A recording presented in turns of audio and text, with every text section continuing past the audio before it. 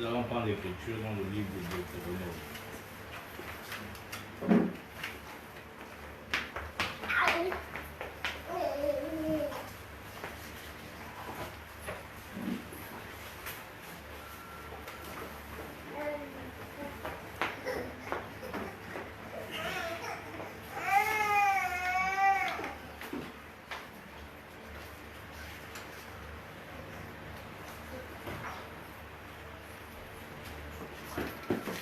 L'adoration est essentielle à toute personne qui aspire à vivre de la parole, ou du moins étant prédestiné à vivre de la parole. Parce que quand nous nous lisons, nous votons ou nous proclamons l'enfant de Dieu. Et que nous devons prendre conscience de plusieurs critères qui rentrent en ligne de conformité à la véracité de la grâce de Dieu.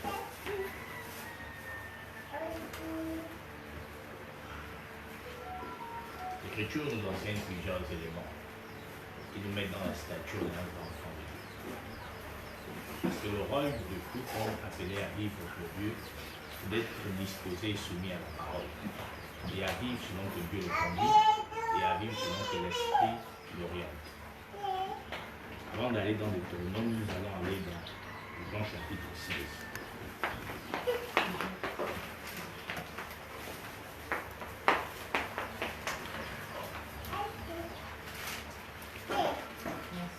Spiritualité en Christ, c'est un mot.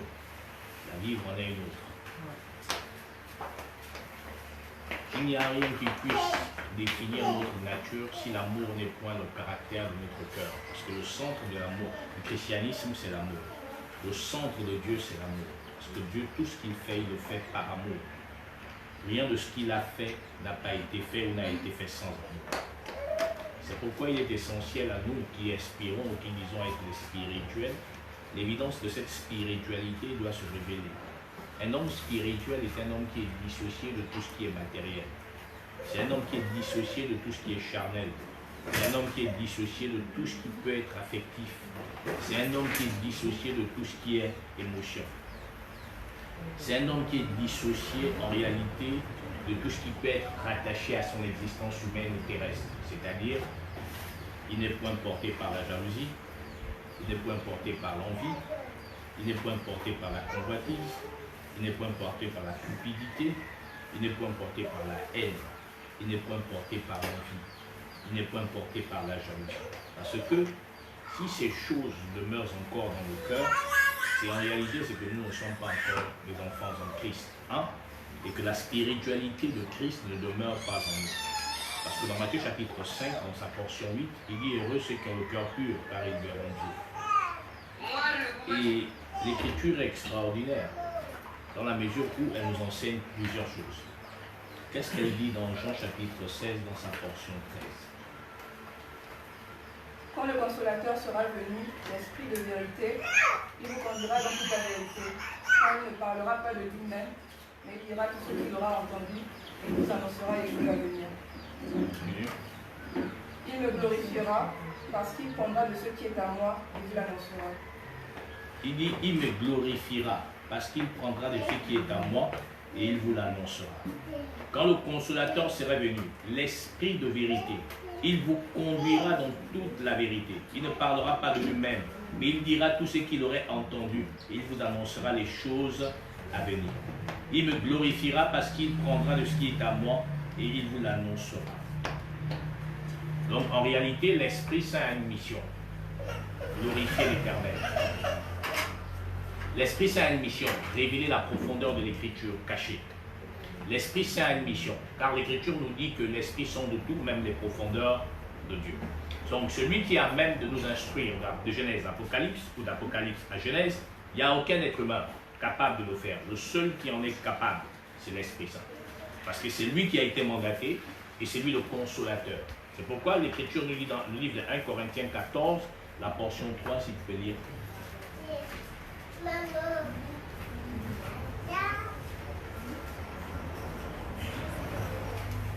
Celui qui prophétise, au contraire, parle aux hommes, les édifie, les exhorte, les console. Celui qui parle en langue s'édifie lui-même. Celui qui prophétise édifie l'Église. Je désire que vous parliez tous en langue, et encore plus que vous prophétisiez. Réponds à la portion. Celui qui prophétise, au contraire, parle aux hommes, les édifie, les exhorte, les console. On dit édifie, exhorte, console. Donc, en réalité, celui qui est porteur de l'esprit, par la prophétie qui est un don, édifie, exhorte, console. Ça veut dire que donc il a le caractère de l'Esprit Saint, ou du moins il a l'Esprit Saint. Il a une mission, c'est édifier, c'est exhorter, c'est consoler. Et à la lumière de cela, Jésus a une conversation avec une dame. Jean chapitre 4.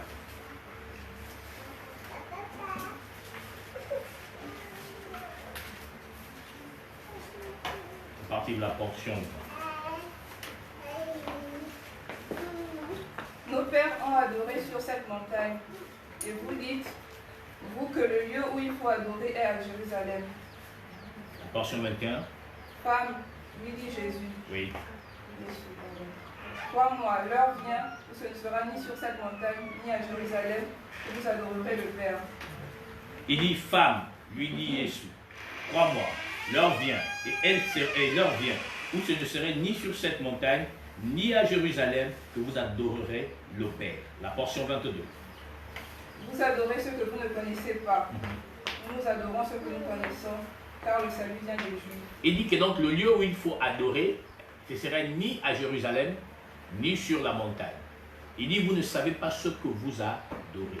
Ça veut dire que donc en réalité, quand nous sommes conduits par l'Esprit Saint, dont le porteur de la spiritualité par la voie de l'adoration éternelle, s'appuyant sur la doctrine qui est la parole, l'évangile éternel, nous sommes à même de connaître le lieu d'adoration, nous sommes à même de connaître le lieu choisi par l'Éternel pour faire résider son nom et pouvoir lui adorer. Nous sommes capables de révéler au monde la profondeur de l'écriture de Genèse, Apocalypse, sans emporter aucune chose qui puisse être l'objet d'une tromperie ou d'une folie, qui que ce soit.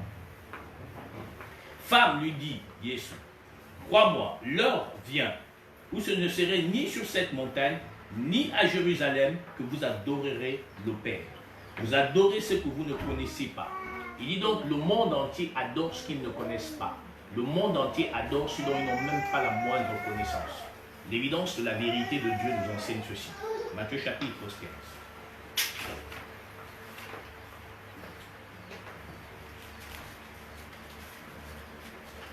À partir de la portion 15 jusqu'à la portion 20.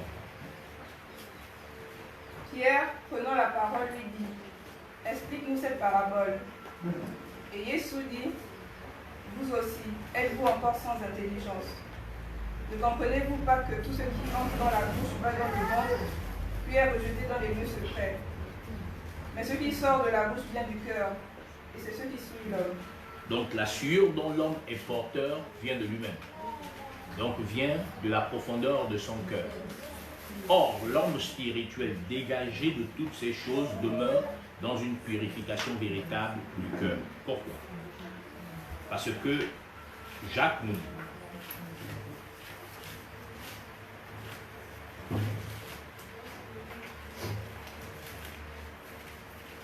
Jacques chapitre 4.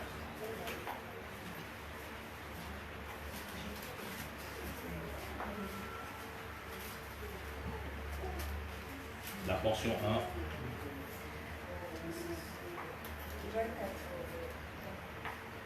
Oui. D'où viennent les luttes et d'où viennent les querelles parmi vous? N'est-ce pas de vos passions qui combattent dans vos membres? Vous convoitez, vous ne possédez pas. Donc les luttes naissent de quoi? Des passions qui combattent dans nos membres. Donc les luttes viennent de nous-mêmes. Or, tout à l'heure, là-bas dans Matthieu 15, les apôtres lui ont posé la question, mais pourquoi as-tu donné cette parabole que c'est ce qui sort de nous, qui nous suit, au détriment de ce qui rentre en nous? Il dit en réalité, ce qui sort de nous, c'est ce qui nous suit. Et Jacques dit, d'où viennent les passions qui combattent dans nos membres? N'est-ce pas des passions rattachées au terrestre, rattachées à la chair, rattachées à la jalousie, à l'envie et bien d'autres choses qui nous mettent dans un caractère qui ne manifeste pas la grandeur de Dieu? Si vous voulez connaître quelqu'un, c'est quelque chose de très simple à faire. Donne-lui un peu de pouvoir, il va te montrer son vrai caractère. C'est aussi simple que bonjour. Donnez à tout individu, si tu veux le connaître, donne-lui un peu de pouvoir. Son vrai caractère va apparaître. C'est comme dans l'évangile. Donnez à quelqu'un la possibilité de parler. Il montrera sa véritable nature. C'est pourquoi Dieu est juste et parfait et que Dieu nous instruit et nous enseigne que le cœur est essentiel à tout ce que nous pouvons faire pour la gloire de Dieu. Parce que Dieu réside dans un seul endroit. Il ne réside pas au bout de tes doigts. Il réside dans l'endroit dont il s'est choisi lui-même. C'est pourquoi nous allons comprendre aujourd'hui ce qu'on appelle le lieu choisi par l'Éternel pour faire résider son nom. Pourquoi? Mais parce que c'est ça qui définit la vérité de la gloire de Dieu. Quand tout à l'heure nous sommes allés dans Jean chapitre 16, dans sa portion 13, on a dit quand le consolateur sera venu, l'esprit de vérité, il nous conduira dans toute la vérité. Et c'est lui qui est en même de nous indiquer l'endroit choisi par l'Éternel pour faire résider son nom. Pour que nous demeurons dans l'adoration véritable qui va nous disposer dans le caractère véritable de la personne de Dieu. C'est pourquoi alors, si nous marchons en nouveauté des vies et que l'inspiration éternelle qui est l'Esprit Saint réside en nous par la pensée parfaite, nous devons être en même de donner à nos cœurs, à nos actes, à nos actions, la magnifiance de celui dont nous disons être des sujets d'adoration. C'est pourquoi tout à l'heure dans Jean chapitre 4, il a dit à la femme samaritaine, vous ne connaissez pas ce que vous adorez. Parce que ce serait ni sur cette montagne, ni à Jérusalem, ni dans un lieu quelconque où nous adorerons le Père. Et il va plus loin. Il dit que les véritables adorateurs, donc les véritables sujets, ce sont ceux qui adorent le Père en esprit et en vérité. Mais le problème, c'est quoi? Est-ce que nous-mêmes, là, quand on se regarde, nous nous positionnons comme des esclaves? Parce que tout serviteur de Dieu est un esclave. Tout serviteur de Dieu est un esclave. La suite. Vous convoitez, vous ne possédez pas. Il dit, nous convoitons et nous ne possédons pas. Pourquoi? Vous êtes meurtriers, envieux. Nous sommes meurtriers et envieux. Pourquoi? Parce qu'on n'arrive pas à obtenir, parce qu'on n'obtient pas des conquêtes, parce qu'on n'obtient pas des résultats dans notre convoitise. Nous n'obtenons rien dans ce que nous cherchons tous les jours dans notre existence. Et c'est pourquoi alors la confusion continue à demeurer dans notre existence, continue à demeurer dans nos actes. Pourquoi? La suite. Et vous ne pouvez pas obtenir. Oui. Vous avez des querelles et des luttes. Oui. Et vous ne possédez pas. Oui. Parce que vous ne demandez pas. Oui. Est-ce que nous ne demandons pas? Oui. Parce que nous demandons selon nous et non selon l'esprit. C'est pourquoi l'autre jour je vous ai expliqué que la prière ou les prières faites sont vaines. Parce qu'elles ne sont pas dans le caractère de la nature de celui qui a été mandaté pour nous conduire dans tout. Parce que tout doit être fait sous l'inspiration de l'Esprit Saint.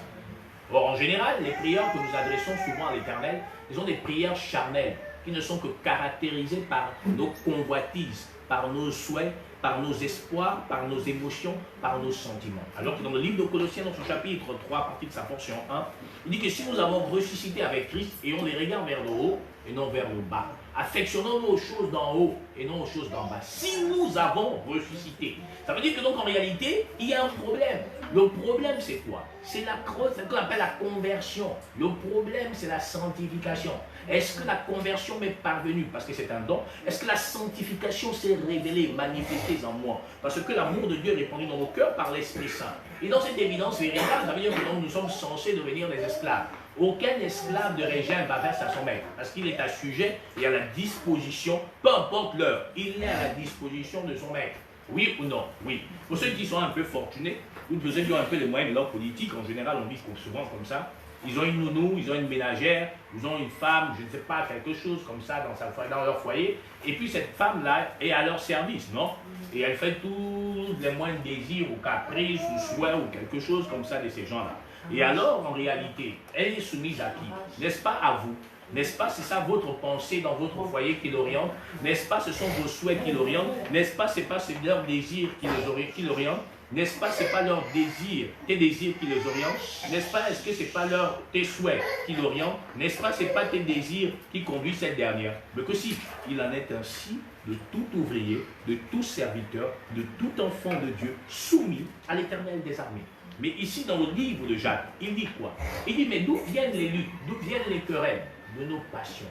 Donc, la confusion de notre âme et de notre existence naît de nos passions. Quelle passion portons-nous?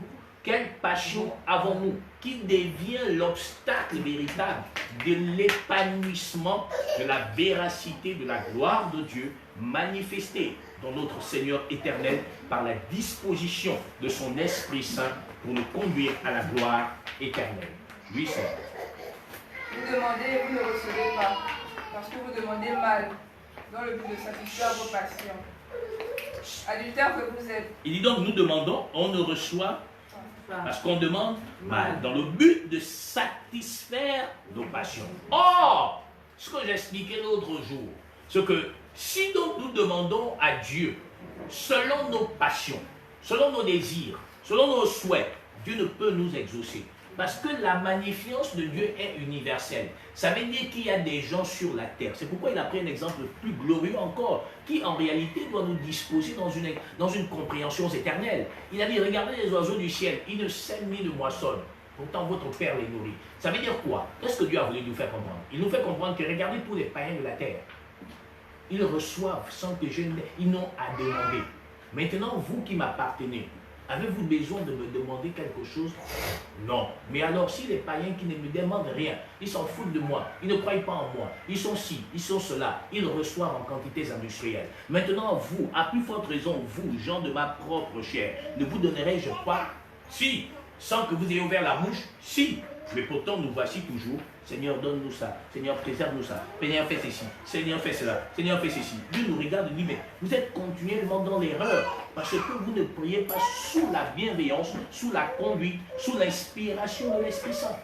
C'est pourquoi donc encore, l'erreur encore demeure en nous et nous ne connaissons pas quel modèle d'adoration adopter ou quel modèle d'adoration demeurer dans lequel nous devons demeurer pour pouvoir parvenir à être exaucés. C'est pourquoi je me pose tous les jours la même question. Tous les jours, j'ai la même question. Je bénis encore Dieu qui ne m'a pas encore répondu et je le bénirai quand il me répondra. Il me répondra. Pardon, pourquoi? Est-ce qu'il y a-t-il un chrétien sur la terre? C'est la seule question que je pose à Dieu tous les jours. Parce que je ne m'inclus pas dans cette affaire. Pourquoi? Mais parce que le chrétien a renoncé à sa vie. A renoncé à tout qui peut faire l'objet d'une confusion.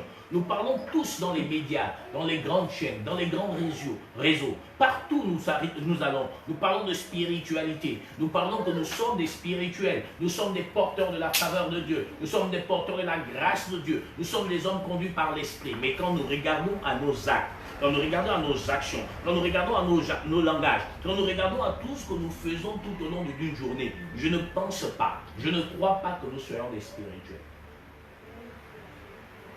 Il dit à Pierre une chose, il dit à Pierre, mon cher, oui, m'aimes-tu? Oui, paie mes brebis. Il repose la question une seconde fois, m'aimes-tu? Paie mes brebis. La troisième fois, Pierre est attristé du fait que Dieu lui repose la troisième fois la question, et il dit, mais tu sais tout.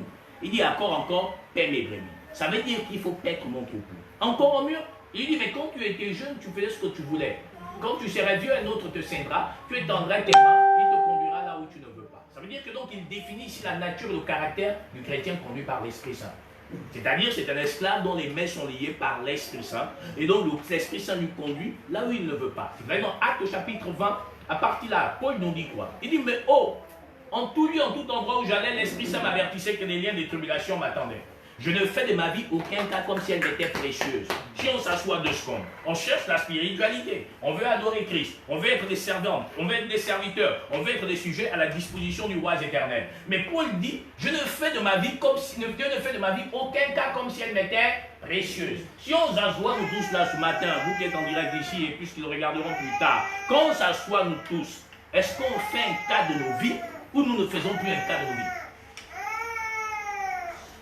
Nous voulons que Dieu étende sa main. Nous voulons que Dieu nous bénisse. Nous voulons que Dieu nous restaure. Nous voulons que tout ce que Dieu nous donne, je ne sais pas quoi. Mais la grande question, elle demeure là. Faisons-nous de nos vies un cas, oui ou non?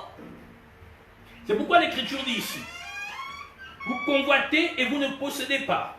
Vous êtes meurtris, envieux, et vous ne pouvez pas obtenir. Vous avez des querelles et des luttes, et vous ne possédez pas, parce que vous ne demandez pas. Et vous demandez, et vous ne recevez pas. Parce que vous demandez mal, dans le but de satisfaire vos passions. Ça veut dire que l'évangile n'a pas un problème. C'est nos demandes qui ont un problème. L'évangile n'a aucun obstacle. Mais ce sont nos souhaits qui font obstacle. L'évangile n'a pas de problème à donner la magnificence. Mais c'est ce que nous recherchons qui fait confusion dans nos vies. Voilà pourquoi le christianisme présenté à toute la création humaine est un christianisme charnel. C'est un christianisme falsifié. C'est quelque chose comme un sirop où on a mis un peu plus d'eau pour avoir une quantité industrielle pour que tous qui viennent à la fête ont au moins un verre de sirop. Mais l'évangile ne se nulit pas. L'évangile ne s'accommode pas aux circonstances. L'évangile ne se dispose pas en fonction de ce que nous souhaitons. L'évangile ne se dispose pas en fonction de l'homme. L'évangile, c'est un homme. Il s'appelle Jésus-Christ. Tu voulais tout simplement la parole. Et la parole est disposée pour la bienveillance de tous les prédestinés pour le salut de leur âme. Dieu n'a pas promis dans l'évangile une restauration sociale. Dieu n'a pas promis dans l'évangile une élévation sociale. Il a promis le salut de nos âmes. C'est pourquoi l'Écriture dit qu'il est venu nous annoncer une bonne nouvelle. Ce que nous ne mourrons plus. Non pas mourir humainement, c'est réservé à tous les humains, mais mourir spirituellement. Mais donc tu cherches quoi dans l'évangile? La spiritualité pour parvenir au salut éternel, ou tu cherches toute autre chose? Si c'est toute autre chose, tu ne le trouveras pas. Alors qu'en moins que tu ailles dans tous les bâtiments égarés païens du monde entier, où on fait du folklore, où on fait de l'orchestre, où on fait de l'ambiance sociale et sociétale, où on promet une vie charnelle, humaine, exceptionnelle, alors qu'en vérité ton âme est perdue. Alors qu'en vérité ton cœur est toujours un cœur de pierre, et dont l'amour de Dieu n'est point répandu dans ton cœur, dont la réalité de la circoncision parfaite n'est point parvenue en toi, dont la justice n'est point en toi, la justification n'est point en toi, la sanctification n'est point en toi. Ces trois étapes demeurent-ils réellement en toi? Si oui, oui, les actes, les actions qui reflètent la magnificence de cela. Nous voulons que Dieu nous enseigne quoi? À marcher comme lui. Nous voulons que Dieu nous enseigne à vivre comme lui. Mais l'Écriture dit, nous demandons et nous ne recevons point, parce que nous demandons mal, dans le but de satisfaire nos passions. La portion 4. Adultère que vous êtes. Il dit adultère que nous sommes. Vous savez-vous pas que l'amour du monde est imité contre Dieu? Donc il dit l'amour du monde est imité contre Dieu. Ça veut dire quoi? Ça veut dire que donc aussi fort longtemps que tu es rattaché encore à la chair, tu es l'ennemi de Dieu. Dieu a-t-il l'ennemi? Non. Mais tu es séparé de Dieu. Il dit, adultère que vous êtes, ne savez-vous pas que l'amour de Dieu est imité contre Dieu?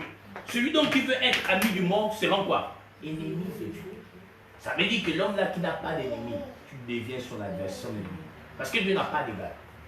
Ennemi ici, ça veut dire quoi? Tu es quelqu'un qui est rejeté par Dieu. Donc, la question reste posée. Sommes-nous en réalité des amis de Dieu ou sommes-nous des hommes dont Dieu ne regarde même pas?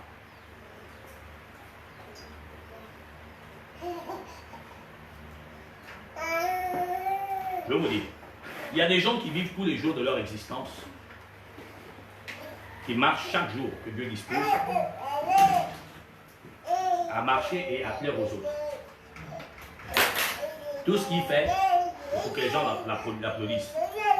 Il y a des gens qui vivent tous les jours dans l'apparence, dans le paraître. C'est-à-dire qu'il est là tous les jours. Il veut que les gens sachent qu'il est la fille, elle est la fille ou le fils de quelqu'un qui a un peu d'argent. Il y a des gens qui marchent tous les jours dans leur vie, qui marchent avec le nom de leurs parents, alors que lui-même il est un esclave. Même les parents ne lui regardent même pas. Mais je vous pose la question, qu'est-ce qui est important dans la vie? C'est de porter le nom de quelqu'un ou c'est d'avoir la nature de la personne? Qu'est-ce qui est important? Parce que nous disons être des enfants de Dieu. On marche tous les jours là. On est des enfants de Dieu dans le paraître. On est des enfants de Dieu dans la ressemblance, non. On est des enfants de Dieu dans le caractère, non. On est seulement des enfants de Dieu dans le paraître. Je suis chrétienne, je suis chrétien. Mais c'est quoi être chrétien? C'est quoi être chrétien? Parce que si nous le sommes réellement, nous devons avoir le caractère de la personne. Tout à l'heure, je vous ai dit, donnez un peu de pouvoir à un individu, vous verrez son véritable caractère. Comme on dit souvent, donnez l'argent à quelqu'un, sa vraie nature sortira. Donnez seulement un peu de pouvoir, le vrai caractère des gens se révélera, se manifestera.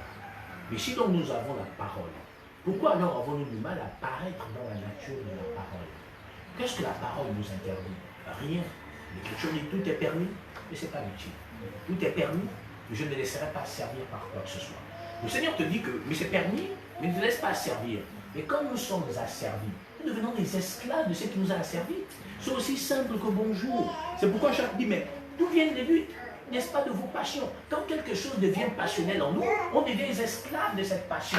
Alors Dieu en réalité veut nous soumettre à nous soustraire de tout ce qui peut faire l'approbation d'une désolation de nos vies. Regardez tous les humains de la terre, tous ceux qui vivent même aussi au Gabon chez nous là. Tout le monde, regardez, sur les 53% des femmes existantes dans ce pays, toutes les femmes veulent se marier. Mais c'est quoi le but du mariage? C'est parce que tu veux porter le nom d'un individu ou c'est quoi le but du mariage? Parce qu'il faut d'abord comprendre ce que c'est le mariage. Quelqu'un dit j'ai envie de me marier. Oui, on m'a proposé, on veut me marier. Mais c'est quoi cette bêtise que j'entends ici et là? Mais d'abord le mariage c'est quoi? C'est quoi le mariage? Tu vois les gens écoutent, je veux qu'on me marie, je veux que ceci. Mais mon Dieu, oh Dieu là-bas. Mais est-ce qu'on se pose la question la plus essentielle? Avons-nous le caractère de la nature du mariage? C'est la grande question. Ce n'est pas seulement parce que non, voilà, c'est quoi ces bêtises? Non, messieurs, non, mesdames, nous sommes dans l'erreur. Nous devons d'abord rentrer dans la nature. Premièrement, l'attitude d'une femme qui rentre dans le mariage, l'attitude d'un homme qui rentre dans le mariage. Pardon, hein? Le mariage n'a jamais changé la vie sociale de quelqu'un. Si vous faites le tour de tous ceux qui sont mariés hier là, dans les mairies là, allez chez eux dans un mois. La même vie qu'ils vivaient. Le mariage, ce n'est pas une bénédiction qui change ton statut social. Qui vous raconte ce genre de choses? C'est juste avoir la bague et le nom de quelqu'un. Mais maintenant, si nous avons la bague et le nom de quelqu'un, prenons quelque chose dans l'écriture ici.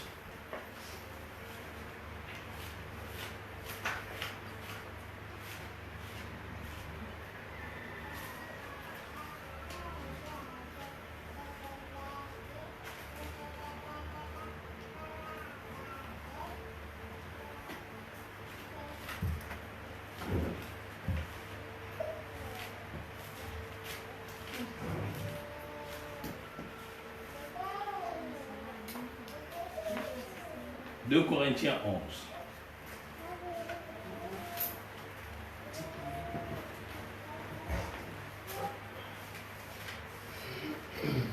La portion 1 à la portion 3. Oh, si vous pouviez supporter de ma part un peu de folie, mais vous me supportez, car je suis jaloux de vous d'une jalousie de Dieu, parce que je vous ai fiancé à un seul époux. Donc finalement, moi je vous pose la question. Si nous parlons de la spiritualité en Christ, si nous disons devenir des enfants, donc on aspire à quelle fiançailles? À quelle fiançailles on aspire? L'Écriture dit, car je suis jaloux de vous, d'une jalousie de Dieu, parce que je vous ai fiancé à un seul époux, pour vous présenter comme une vierge pure. Donc maintenant, nous sommes ici là tous les jours, là, où régulièrement nous nous retrouvons dimanche ici, ou en semaine. Quel est le but?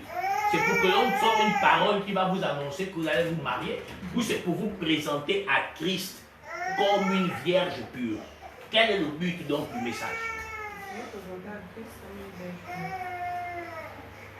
Maintenant, si on veut vous présenter à Christ comme une vierge pure, pourquoi la mettre en pratique, la pédagogie qui te conduit à être une fiancée pour l'époux parfait, la mets-tu pas en pratique? Pourquoi ne la vis-tu pas? Pourquoi ne demeures-tu pas dans cette alliance éternelle? Il dit, car je suis jaloux de vous, d'une jalousie de Dieu, parce que je vous ai fiancé à un seul époux, pour vous présenter à Christ comme une vierge pure. Je vais prendre quelque chose ici.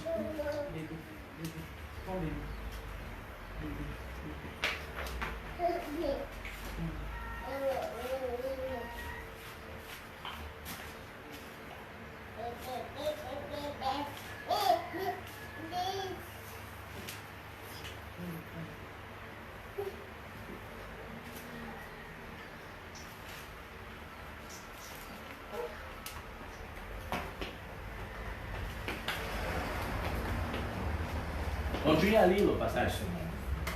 Toutefois. De même que le serpent séduisit Ève par sa ruse. Oui. Je crains que vos pensées ne se corrompent et ne se détournent de la simplicité à l'égard de Christ. Donc il dit de même que le serpent séduisit Ève. Il craint quoi? Relis donc alors.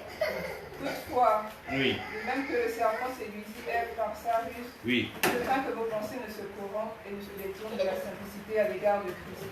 Donc je crains que vos pensées se détournent de la simplicité à l'égard de Christ.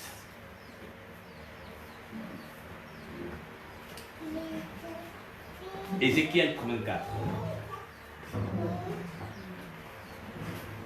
Tu vas prendre à partir de la portion 15. Je vais vous dire une chose. C'est nous qui sommes à l'origine de tout ce qui nous arrive, et parfois des malheurs qui apparaissent dans nos familles, parfois des malheurs qui apparaissent dans notre propre vie. Je veux vous dire ça aujourd'hui. Celui qui comprendra, comprendra. Tout à l'heure, nous avons pris le livre de Jacques. Et Jacques nous a dit que les passions qui combattent en nous, là, les membres qui se battent en nous, là, les passions là, c'est de notre origine personnelle. Ce n'est pas le diable qui vient souffler dans nos oreilles que aime lui là, aime je sais pas quoi là, court après ça, je sais pas quoi. C'est pas le diable. Je vous ai dit l'autre jour, le diable il est mort. Ceux qui pensent que le diable est vivant, ça n'engage eux-mêmes. Mais pour que nous qui croyons à l'évidence de la vérité de Dieu, on sait que le diable est fini et qu'il n'a plus d'effet et d'action sur nous. On sait qu'il a été chassé du royaume éternel et on sait qu'il n'y a plus d'accusateur devant notre trône éternel pour nous accuser de quoi que ce soit. C'est pourquoi l'Écriture a dit qu'il n'y a plus de condamnation pour tous ceux qui sont en Christ. Ça veut dire qu'il n'y a plus quelqu'un qui peut nous condamner. Ça n'existe plus. Donc le diable a été chassé. Maintenant, regarde ce que dit l'Éternel ici, dans le livre d'Ézéchiel 24. Prenons à partir de la portion 15.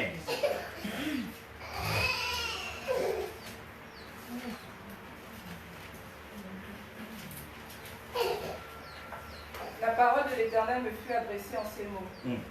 Fils de l'homme, Oui. voici je t'enlève par une mort soudaine. Il dit, je t'enlève par une mort soudaine.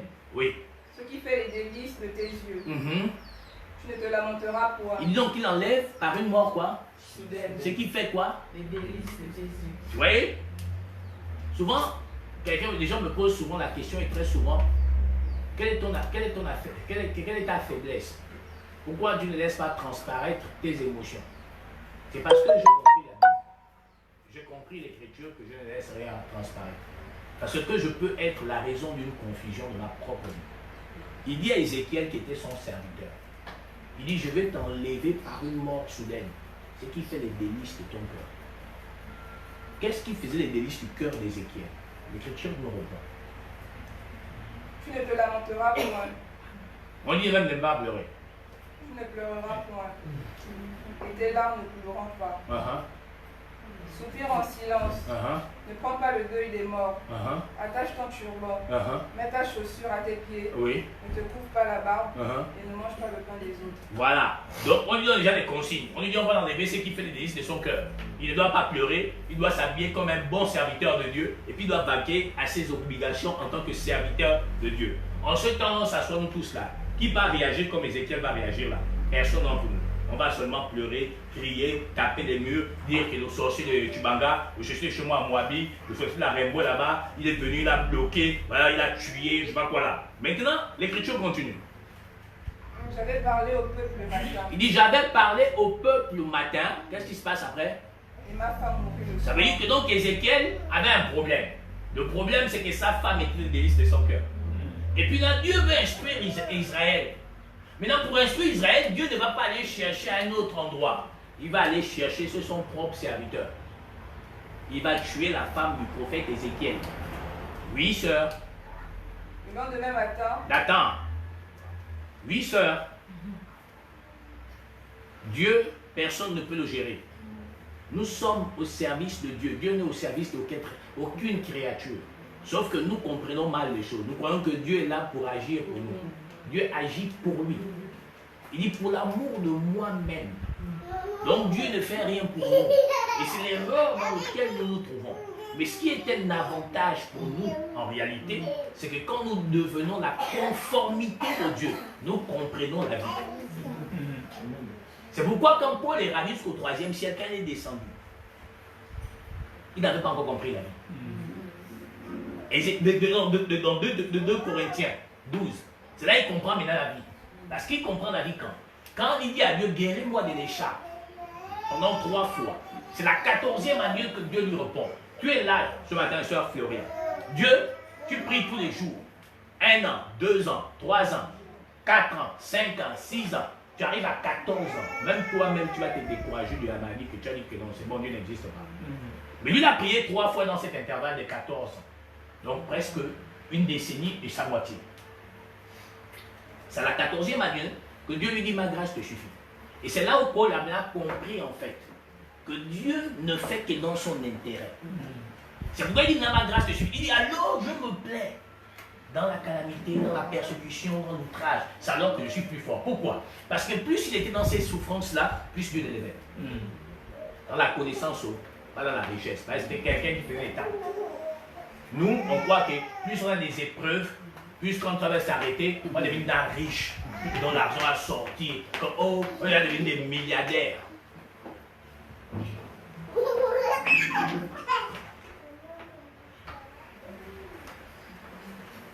Oui, ça va. J'avais parlé au peuple le matin et ma femme mourut le soir. Le lendemain matin, je fis ce qui m'avait été ordonné. Le peuple me dit, ne nous expliqueras-tu pas ce que signifie pour nous ce que tu fais? Ouais, donc le peuple, il pose la question comme matin, Joe, ta femme est morte. Tu agis de manière différente de quelqu'un qui est veuf. Explique-moi nous, pourquoi tu es en train d'agir comme ça?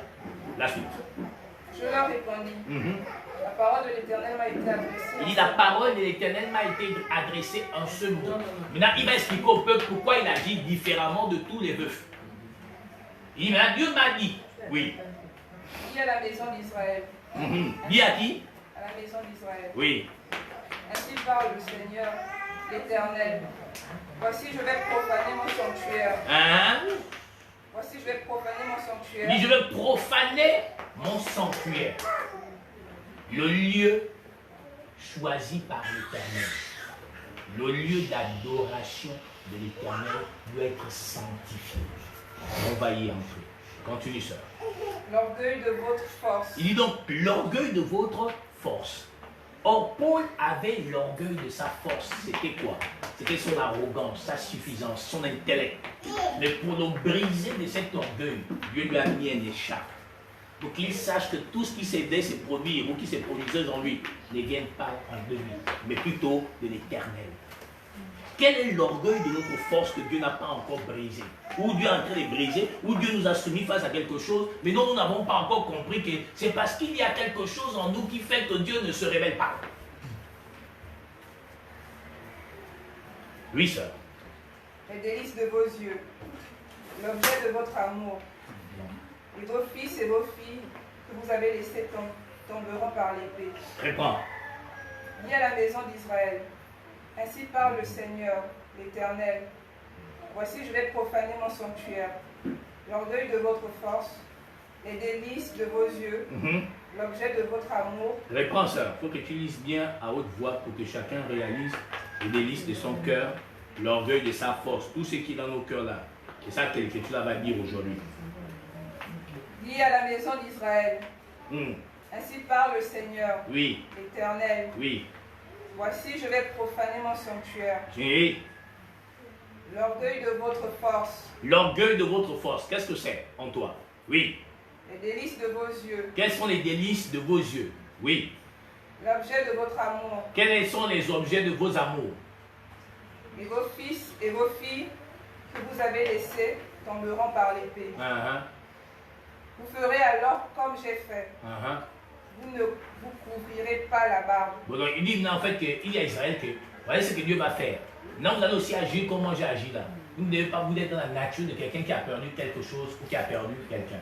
Maintenant, quand on se réfère à nous, souvent quand on a perdu ou on n'a pas pu obtenir quelque chose, comment, dans quelle nature nous sommes? Comme des gens qui sont tellement tristes ou comme des gens qui ont parfumé leur tête et puis ils vont à leur occupation.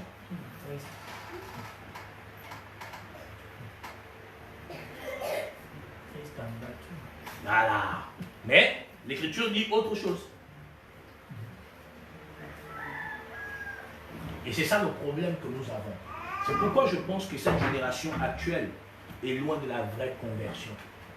C'est pourquoi je crois que cette génération actuelle est loin et pervertie par le monde. Le siècle présent, le siècle là, le dernier siècle là, non, est en train de tuer l'humanité entière. Parce que nous pensons et nous croyons marcher par l'Esprit Saint. alors que nous sommes loin de la nature même de Dieu. Nous sommes loin de la crainte véritable de Dieu. Regarde-nous, nous sommes très actifs pour tout ce qui est humain. Mais Dieu n'est pas contre ça, il a dit tout est permis, mon Dieu. Mais tout n'est pas utile, tout est permis, ne te laisse pas servir. Il n'y a pas. Je pense ici, là, il y a plein de travailleurs. Je pense ici, là, qu'il y a plein d'étudiants. Mais je me peux vous poser une question, pardon. Qui de nous tous ici faisons mal notre travail?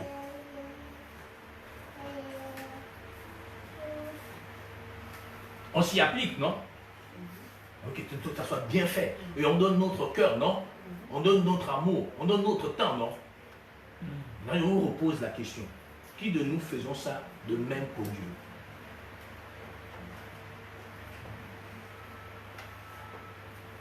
Souvent, j'ai vu l'autre jour, quelqu'un m'a écrit, oh, je sors du taf. Oh, c'était fort. Mais quand il m'écrit là, il dit, il sort du taf, il est 18h, 18h30. Ça dit qu'il a taffé donc toute la nuit, non? Toute la journée, non? Jusqu'à 18h30, bien 18h pile. Là, il a démarré sa voiture, ou bien il a pris son taxi. Il est arrivé, il n'arrive pas à il arrivait, il partait chez lui déjà, ou il est arrivé chez lui. Ça veut dire, regardez la passion, le temps qu'il a mis, qu'il a donné pour un salaire éphémère. Parce que dès qu'on va le payer le 25 ou le 31 ou le 5 ou le 10, il n'y a plus rien. Il reprend le même ciel. Maintenant, regardez-nous.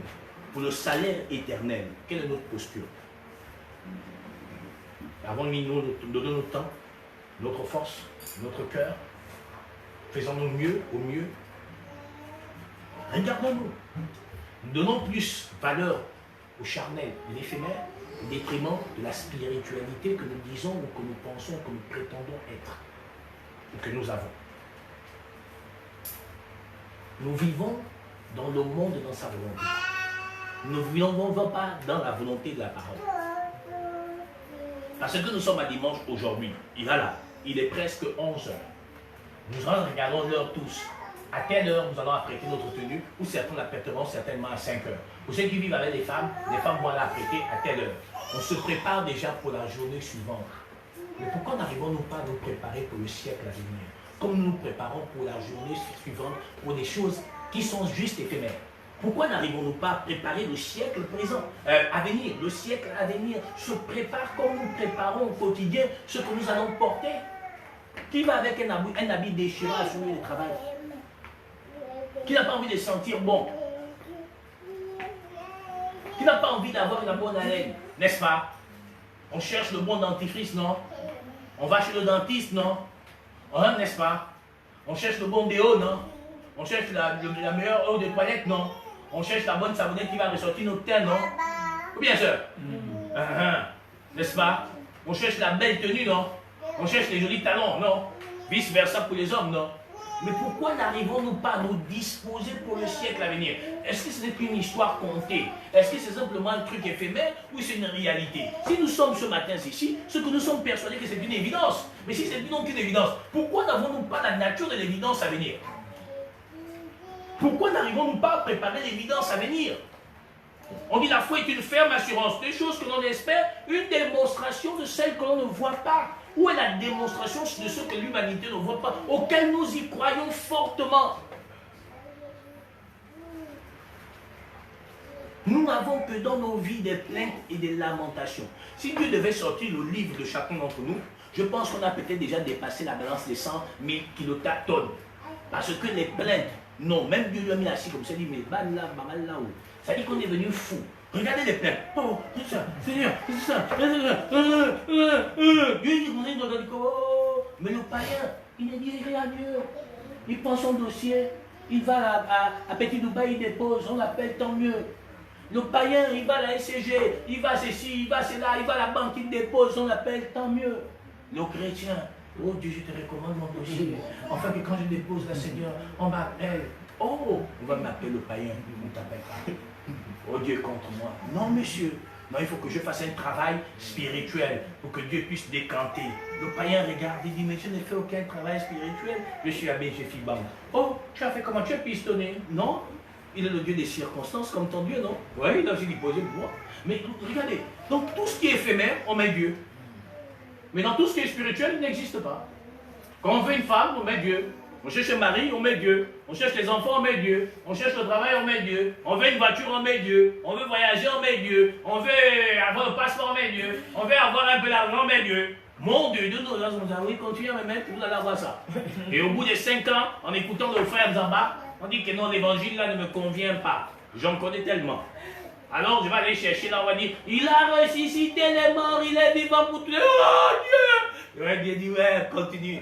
Les larmes des païens. Et ouais, parce qu'on pleure, il va ressusciter le mort. J'étais mort, tu vas ressusciter. Dieu dit, oui, païenne que tu es, païen. Parce que vous croyez que ce sont vos larmes qui définissent la nature de Dieu en vous. Mais c'est ça que les gens sont devenus aujourd'hui dans ce siècle perdu. Je n'ai pas la stature de la foi. Je n'ai pas la stature de la nature de Dieu. Mais mon Dieu, la foi, où est-elle? Pourquoi on parle des dons? On dit le don de connaissance, le don de foi, le don de sagesse. Où est-il? Où sont-ils? Où est ces choses en nous? Où est le don de la foi, l'assurance, où on ne s'inquiète de rien? C'est Dieu qui a permis. Que pourrais-je faire? David a pourtant dit, oh, ce n'est pas moi, ce n'est pas lui qui reviendra vers moi, c'est moi qui ira vers lui. Qu'ai-je à rester en jeûne alors que je sais qu'il est déjà mort? Voyez-vous la nature du véritable enfant de Dieu? Il ne se ballotte pas par les besoins humains. Il croit que Dieu est capable de tout et d'une manière ou d'une autre. Vous pouvez dire au patriarche Abraham, Dieu le ressuscitera. Et son fils pourra lui demander, mais on a tout ça, il manque quelque chose. Il dit, Dieu se pourvoira. Il dit, avant que tu n'ouvres la bouche, je sais de quoi tu as besoin. À chaque jour, suffit sa peine. Le problème que nous avons, c'est que qu'est-ce que nous espérons et auquel on a voulu mélanger Dieu dedans. C'est-à-dire, toi seul, exemple.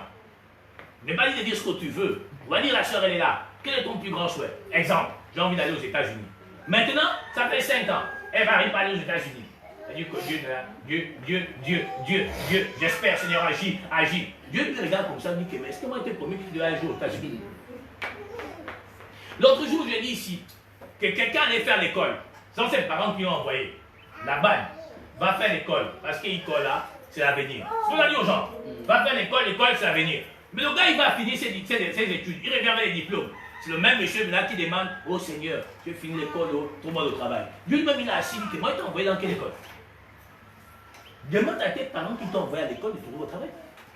Mais on a dit que, oh, le frère est bizarre. Non, c'est la vérité. Il a dit, nous sommes ouvriers dans son champ. Donc Dieu nous a ouvert une carrière. La carrière que Dieu nous offre, c'est de travailler dans son champ. Il dit, priez le maître de moisson, en fait, qu'il envoie des ouvriers dans sa moisson, car la moisson est grande. Mais Dieu n'a jamais envoyé quelqu'un à l'école. Qui de nous tous là, Dieu nous a envoyé à l'école? Hein? Personne. Mais pourquoi maintenant tu demandes à Dieu? Je vais vous dire une chose. Quand Dieu est dans la vie de quelqu'un, en son temps et son temps fixé selon sa volonté, les choses coulent comme de l'eau qui coule. Dieu est bon, il est juste. Il n'est pas injuste pour dire l'amour que nous avons manifesté pour son nom en rendant des services aux saints. Je pense de toute mon âme que l'on doit s'asseoir et se réinterroger réellement. Est-ce que nous rendons des services aux saints? Est-ce que nous agissons dans l'amour réel? Est-ce que nous posons des actes d'amour véritables? On dit qu'ils avaient tout en commun et personne ne disait que son bien lui appartenait en propre. Je pense qu'on n'est pas encore arrivé à cette charité-là. Et c'est ce qui fait qu'on a encore des bons païens qui sont seulement déguisés en enfants de Dieu. Quand on va devenir des hommes dont nous avons compris la charité, le principe de la charité éternelle, quand nous allons comprendre que nous sommes tous des membres issus d'un même corps et que nous allons agir de manière différente, alors la plénitude de la faveur de Dieu se reflètera chacun d'entre nous. Le problème, c'est que nous sommes des membres dispersés qui n'avons pas encore pris connaissance que nous sommes tous unis dans un même corps. Et quand on va comprendre que nous sommes unis dans un même corps, il n'y aurait plus de différence entre le bras droit et le bras gauche. Il n'y aurait plus de différence entre l'oreille droite et l'oreille gauche. On comprendra en fait que chaque membre est utile et que s'il y a un membre qui manque, c'est que nous sommes dans une forme d'handicap. C'est pourquoi c'est essentiel de revenir à la véracité de l'obéissance de la parole de Dieu pour devenir des vrais sujets d'adoration. Pourquoi? Mais parce qu'il y a un lieu. Et le lieu là, c'est ce que j'ai commencé à vous expliquer depuis le matin. C'est-à-dire qu'il faut connaître et comprendre ce que j'ai dit depuis le matin. Ce lieu-là a un problème. Et c'est pourquoi dans ce lieu-là où donc Dieu doit choisir, que Dieu a choisi, il ne se retrouve pas. Et comme vous ne vous retrouvez pas, il n'y a pas donc cette adoration parfaite. Il n'y a pas donc cette magnifience éternelle. Il n'y a pas donc cette magnifience glorieuse qui voudrait nous disposer dans la bienveillance du Dieu éternel et du Dieu parfait. On était dans Deutéronome 16. Oui, sœur. Ah, oui, je sais qu'on était dans Ézéchiel. Reviens dans Deutéronome. Oui. 1 à 6. observe le mois des épis et célèbre la Pâque en l'honneur de l'Éternel. Donc la Pâque doit être célébrée en l'honneur de l'Éternel. Donc ce n'est pas... Oui, sœur. Ton Dieu. Car c'est le mois des épis que l'Éternel, ton Dieu, t'a fait sortir d'Égypte pendant la nuit. Tu sacrifieras la Pâque de l'Éternel, ton Dieu, tes victimes de menu et de gros bétail. Oui. Dans le lieu que l'Éternel choisira. Ça veut dire que donc la Pâque se célèbre dans le lieu que l'Éternel choisira. Donc ça veut dire qu'il y a un problème aujourd'hui avec les assemblées païennes du monde qui s'apprêtent à célébrer la Pâque. Je crois que demain ils vont rentrer dans leur jeûne de 40 jours, c'est au cas. Mais bon, ils croient qu'ils adorent Dieu, alors qu'ils ne sont que dans une église occidentale qui n'a qu'un objectif d'égarer le monde entier. Parce que les chrétiens d'aujourd'hui, regardez, prenez l'Écriture. L'Écriture ne nous a jamais dit de dire au nom du Père, du Fils et du Saint-Esprit, Amen. Ça n'existe nulle part. La terre entière le fait. Ça n'existe nulle part. Regardez-nous, nous prions tous les jours, parfois avec les yeux fermés. C'est écrit nulle part dans la Bible que quand tu pries, ferme les yeux. Non, ce n'est pas écrit quelque part. Mais les gens aujourd'hui sont devenus naturels. Je ne sais pas, tu te concentres, mais tu es donc perdu. Parce qu'un homme qui est connecté à son divin n'a pas besoin de fermer ses yeux. C'est le cœur qui s'exprime dans la louange éternelle. Quand on parle de prier sans cesse, c'est le cœur qui prie par l'esprit qui est assis en toi. Ce n'est pas tous les jours comme tu vas aller sur un coin, où il va aller prier. Non, tu es un païen et intocable.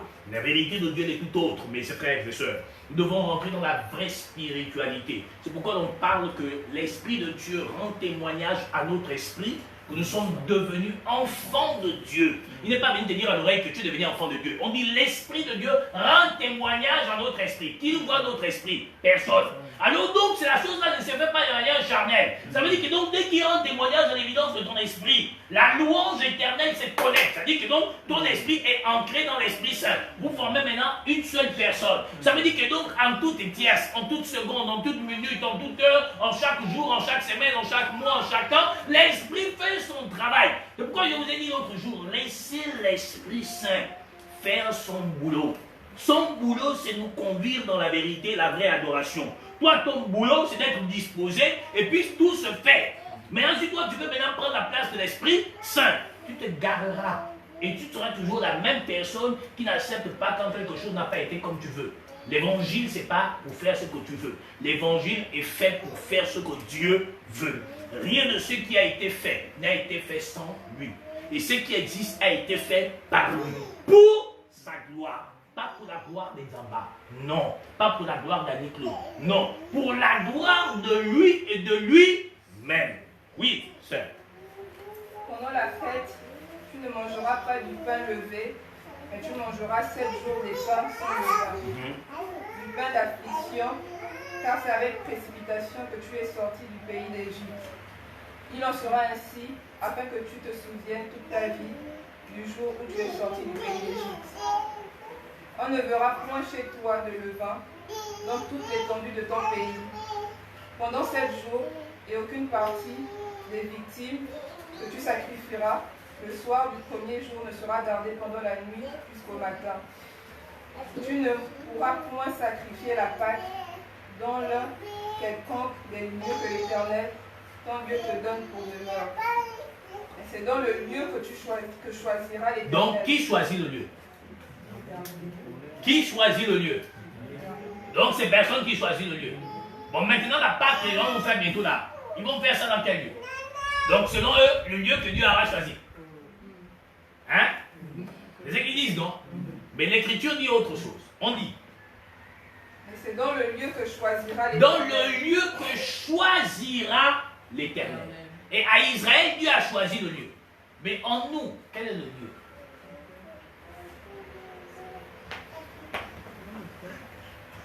À nous, quel est le lieu? Il dit alors, oui sœur, reprends. Et c'est dans le lieu que choisira l'Éternel, ton Dieu, pour y faire résider son nom. C'est dans le lieu que choisira l'Éternel, ton Dieu, pour y faire résider son nom. Je vous pose la question. Quand ils vont célébrer la Pâque à Béthanie, est-ce que Béthanie c'est le nom de l'Éternel? Il dit le lieu qu'il choisira pour faire résider son nom. Quand ils vont faire la Pâque, arrêter de souffrir là où ils se sont battus les Brésiliens, les pasteurs brésiliens, pasteurs gabonais, à cause de la voiture ou de l'argent. Est-ce que ce lieu-là, c'est le lieu où réside le nom de l'Éternel? Quand ils vont célébrer ça à Sainte-Marie, est-ce que ce lieu-là est le lieu où réside le nom de l'Éternel? Là, ça s'appelle Marie. Ça, c'est encore le problème. Quand ils vont le faire, arrêtez de à Shekinah. Est-ce que ce lieu-là est le lieu où réside le nom de l'Éternel? Non, monsieur. Non, madame. Non, nous sommes dans l'erreur. Il y a bel et bien un lieu choisi par l'Éternel pour faire résider son nom. Il y a bel et bien un lieu choisi. Tant que nous ne rentrerons pas et que nous n'aurons pas accès à ce lieu, tout ce que nous faisons et que nous ferons n'est que mensonge, tromperie. Car en réalité, le lieu choisi, comme dans Jean 16:13, le consolateur, c'est lui qui nous conduit dans toute la vérité, dans toute l'évidence de la faveur de Dieu. Ok. Reprends la portion 6. C'est dans le lieu que choisira l'Éternel, Oui. ton Dieu, Ton Dieu. pour faire résider son nom, que tu sacrifieras la Pâque le soir au coucher du soleil. On dit le soir au coucher du soleil. Parce que la journée chez les peuples juifs commence le soir. Et elle se termine le lendemain, au même soir. On en parlera prochainement. Reprends la portion 6. Et c'est dans le lieu que choisira l'Éternel, ton Dieu, pour y faire résider son nom, que tu sacrifieras la Pâque le soir au coucher du soleil, à l'époque de ta sortie d'Égypte. Il dit donc du soir au coucher du soleil. C'est là où tu sanctifieras la Pâque du Seigneur. Oui ou non? C'est ce qui est écrit. D'accord. Prenons Luc, dans sa portion, Luc chapitre 21.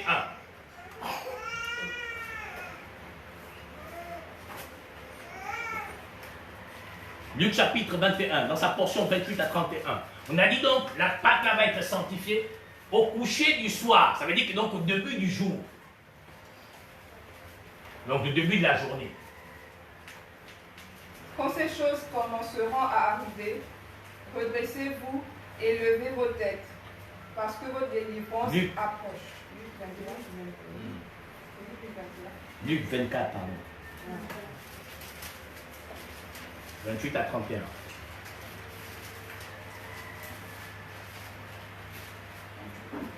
Luc 24, 28 à 31. Lorsqu'ils furent près du village, là-bas dans Deutéronome, il a dit que la Pâque allait être sanctifiée dans le lieu que lui, il aurait choisi. Et dans ce lieu choisi par l'Éternel, elle commencera au début du soir jusqu'au l'autre jour. Oui ou non? C'est ce qu'on a lu dans Deutéronome, n'est-ce pas?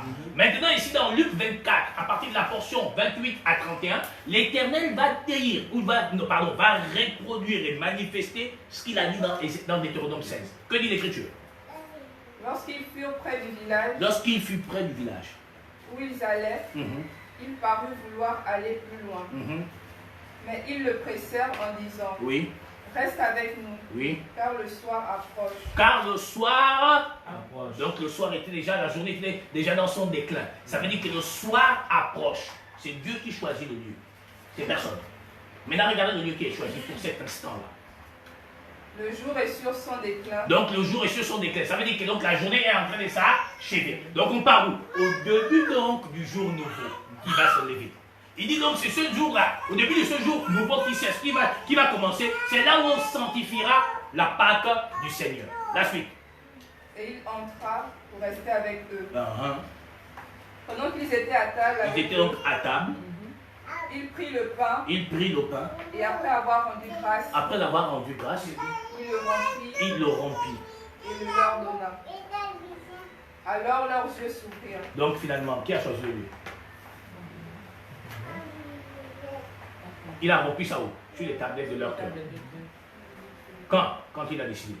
Et leurs yeux se sont ouverts. Ça veut dire que le lieu choisi par l'Éternel, c'est le lieu où Dieu te rendonne rendez-vous, selon lui, en son temps. C'est quand la circoncision de ton cœur a eu acte dans le partage de la communion du pain éternel, que la conversion te parvient. C'est alors à cet instant que la Pâque du Seigneur est sanctifiée. Parce que le pain ou le corps de l'agneau, elle doit agir dans quel sens? Le sens d'ouvrir les yeux pour que tu deviennes un vrai chrétien. Or, eux, ils n'étaient pas encore chrétiens. Ils marchaient simplement avec l'Éternel. Quand même, bien tout au long de ce passage-là, il leur a expliqué les choses spirituelles. Ils n'avaient toujours pas compris. Pourquoi? Parce que le lieu n'avait pas encore été trouvé. L'heure n'avait pas encore été manifestée. Parce que dans Deutéronome, on donne la précision. On dit que donc, au début du soir, donc au début du jour, pardon, c'est à partir de là que tu dois donc faire la Pâque du Seigneur. Tu dois donc sanctifier son nom. Or, l'Écriture dit dans Luc 24, on dit qu'ils étaient donc tous avec le Seigneur, mais déjà le soir était en train d'approcher et le jour était dans son déclin. Ça veut dire qu'on annonçait déjà le début du jour nouveau qui arrivait. C'est à partir donc du début du jour nouveau que le Seigneur va maintenant rompre le pain. On dit sur les tablettes. Or, les tablettes ici symbolisent et représentent nos cœurs. J'inscrirai mes lois sur les tablettes de vos cœurs. Donc le pain rompu, c'est la parole. Il a donc rompu la parole. Donc il a révélé, il a dévoilé le mystère. Il a ouvert le voile pour que maintenant, eux, ils ont accès au lieu très saint. Ayant donc eu accès au lieu très saint, il leur a partagé le corps. Comme il avait dit aux apôtres, c'est mon corps qui est rompu pour vous. Donc ils leur ont partagé la parole, donc une portion du corps. Maintenant, c'est là où maintenant leurs yeux vont faire quoi? Leurs yeux vont s'ouvrir. Il a ouvert les yeux des aveugles. Non pas physiques, mais spirituels. Donc ce n'est pas nous qui choisissons. C'est pourquoi l'Écriture dit, là où 2 ou 3 sont à, je suis au milieu d'eux. C'est pas si on se comprend. Ça veut dire quoi? Ça veut dire que donc c'est Dieu qui choisit le lieu. C'est pourquoi on dit qu'il est le Dieu des temps et des circonstances. Ce n'est pas donc nous qui décidons quand est-ce que quelqu'un se convertit. C'est Dieu qui décide. C'est pourquoi dans Matthieu 24, ils n'ont pas décidé de se convertir. C'est Dieu lui-même qui a décidé de les convertir. Et je viens vous signaler dans quelle nature se trouvait Dieu? Spirituel. Pourquoi? Parce qu'il avait déjà été mort et il avait déjà ressuscité. Ça veut dire que donc il était dans la nature de l'esprit. Et c'est donc l'esprit qui est venu rompre le pain avec eux et leur amener à l'ouverture de leurs yeux spirituels. C'est pourquoi si nous disons être des chrétiens, nous devons nous examiner profondément. Pourquoi? Parce que c'est le cœur qui va déterminer ta conversion. C'est ton cœur qui va déterminer ta conversion. Or, si à cet instant que Dieu te parle et que le pain n'est pas rompu dans ton cœur pour que tu puisses ouvrir les yeux et contempler la magnificence de Dieu éternel, alors mon ami, tu es encore loin de la véracité de Dieu. Parce que le lieu que Dieu choisit, c'est entre toi et lui, quand il t'apporte la parole véritable. C'est donc pas un lieu fait de mains d'hommes, c'est un lieu dont lui-même il a choisi pour faire résider son nom. On dit bien faire résider son nom. La suite, oui. C'est fini? Pas Matthieu. 15. 7 à 8.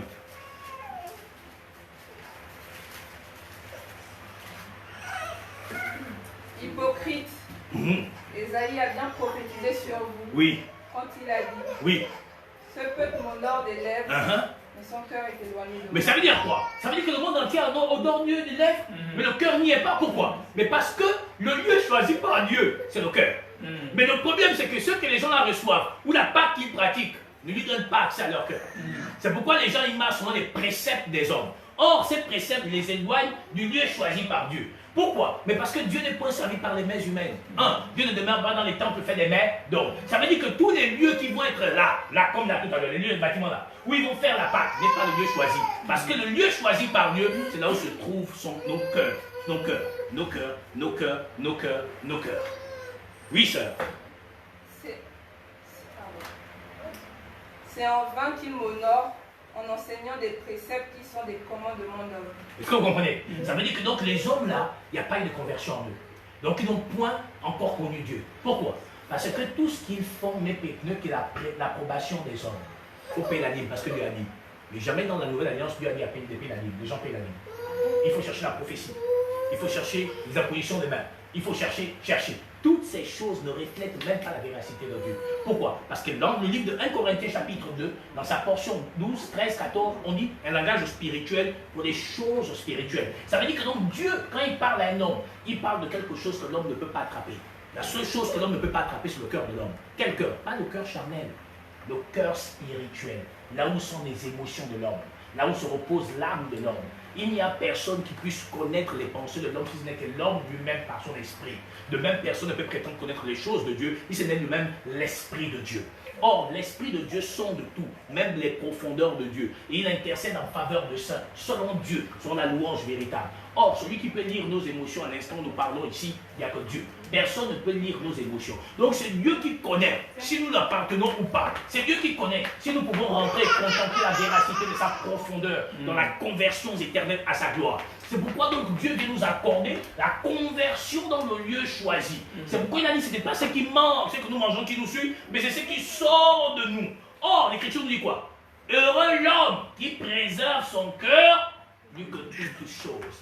Parce que le cœur est le lieu choisi par l'Éternel pour rompre nos pas et pour faire résider son nom.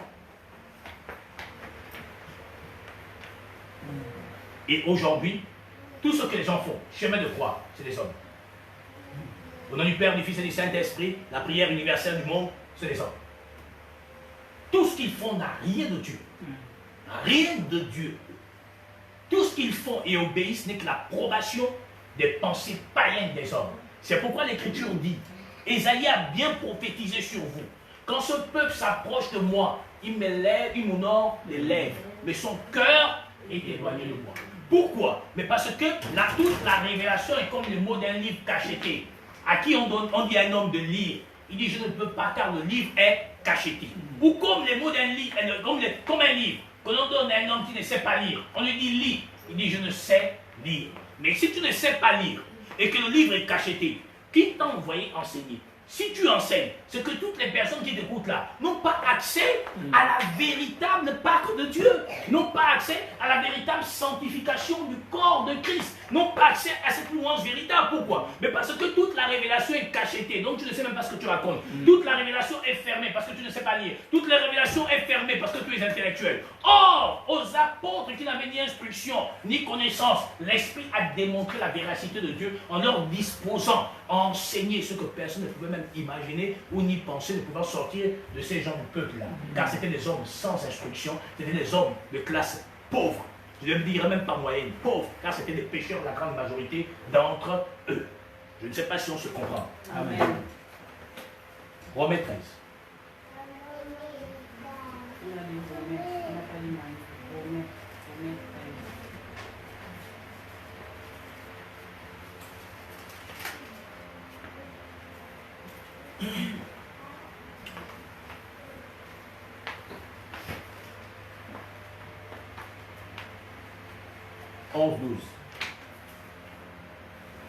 Cela importe d'autant plus que vous savez en quel temps nous sommes. Donc nous savons en réalité qu'en quel temps nous sommes, tout chrétien connaît dans quel temps nous nous trouvons. Oui. C'est l'heure de vous réveiller enfin du sommeil. Réveillons-nous, mes frères et sœurs, jeunes gens vieillards. Oui. Car maintenant le salut est plus près de nous que lorsque nous avons cru. Mais bien sûr, puisque on voit les gens de jour en train de s'élever. C'est que le salut est plus proche de nous que lorsqu'on a cru. Puisque nous voyons les signes déjà de la prophétie s'accomplir. Oui, sœur. La nuit est avancée. Oui. Le jour approche. Oui. Dépouillons-nous donc des œuvres des ténèbres et revêtons les armes de la lumière. Mais comment peut-on se dépouiller des œuvres des ténèbres quand nous-mêmes nous sommes encore dans la nature des ténèbres? Les œuvres là se trouvent où, sœur? Sur nos doigts ou dans notre cœur? Donc vous comprenez que donc le problème, c'est que sur notre cœur, qui est l'adversaire de notre existence, par ses émotions, par ses passions, par ses désirs, par ses souhaits, par tout ce qu'elle espère gagner dans ce monde pourri, qui en réalité n'est qu'un homme, un monde qui n'a pas la réalité de Dieu, qui ce n'est que Dieu se révélant en nous par son écriture éternelle, sous la bienveillance et la garde de son Esprit Saint, qui est mandaté pour nous conduire dans toute la profondeur de sa nature éternelle.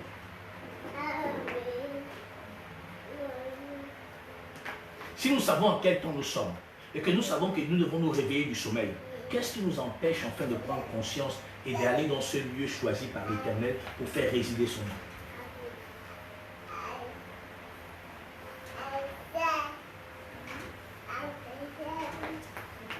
2 Chroniques 7.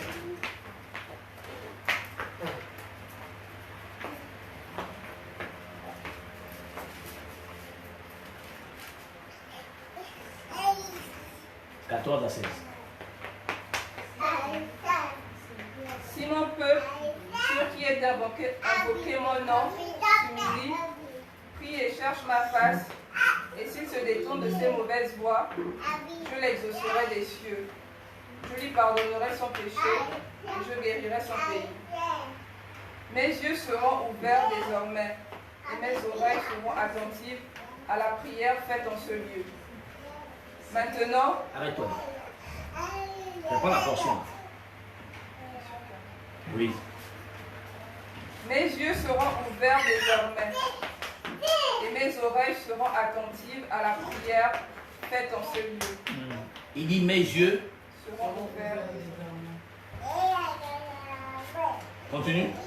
Et mes oreilles seront attentives à la prière faite en ce lieu. Il dit donc ses yeux seront ouverts désormais et ses oreilles seront attentifs à la prière faite en ce lieu. Quel lieu?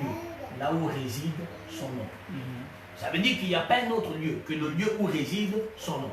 Or, Jérémie premier dans sa portion 12, l'Écriture dit quoi?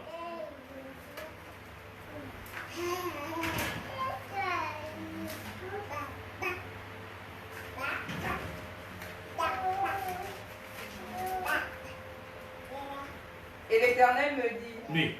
tu as bien vu, Oui. car je veille sur ma parole pour l'exécuter. Donc là-bas dans 2 Chroniques, il parle donc de quoi?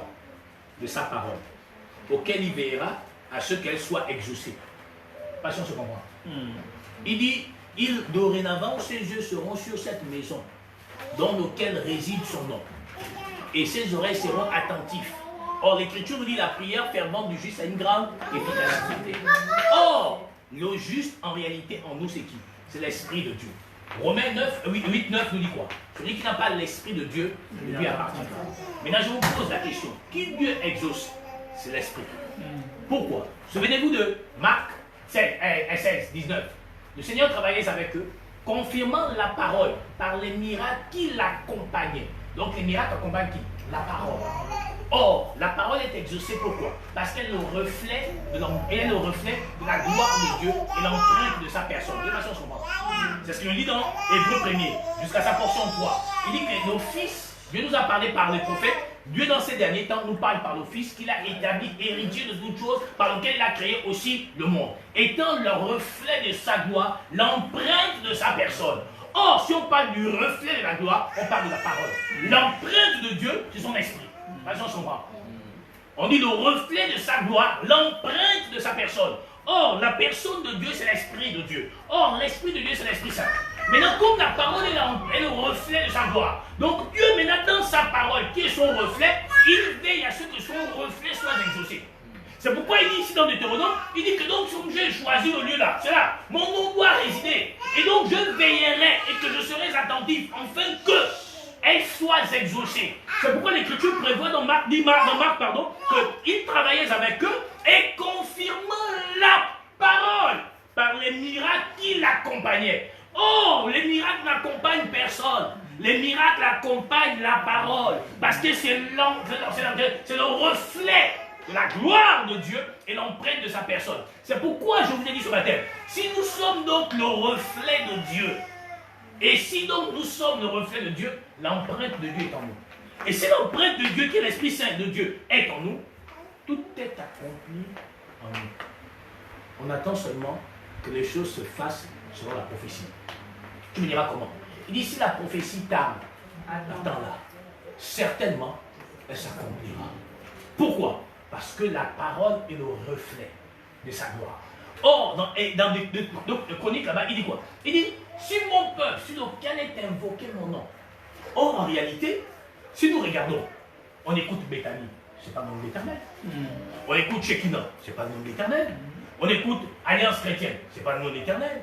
On écoute l'église qui est à la cité des Zelda, ce n'est pas le nom de l'Éternel. Nazareth, ce n'est pas le nom de l'Éternel. Mais quel est le nom? Quel est le nom auquel il a dit, mes oreilles seront attentives? Or, souvenez-vous de 1 Jean 5, la portion 14. Nous avons cette assurance auprès de lui. Si nous demandons quelque chose selon sa volonté, il nous écoute. N'a-t-il pas dit ça dans les Deutéronome? Pardon, dans Chronique. Il dit donc, il sera attentif. Or, Dieu ne peut être attentif qu'à quoi? Quand quelque chose lui est demandé selon sa volonté. Or, la seule personne qui demande selon sa volonté est celui dont Dieu a prescrit sa volonté. C'est pourquoi l'Écriture nous dit, Jésus Christ dit quoi? Il dit, ce n'est pas de moi-même que je parle, car tout ce que je vous dis m'a été prescrit. Or, il dit encore dans Jean 16, dont je vous ai amené tout à l'heure, il prendra de ce qui est à moi. N'est-ce pas? Et c'est en faveur de ceux qui l'intercèdent. Ça veut dire qu'il n'intercède pas en dehors de la volonté, mais il intercède en dans la volonté. C'est pourquoi tout homme conduit par l'Esprit est exaucé.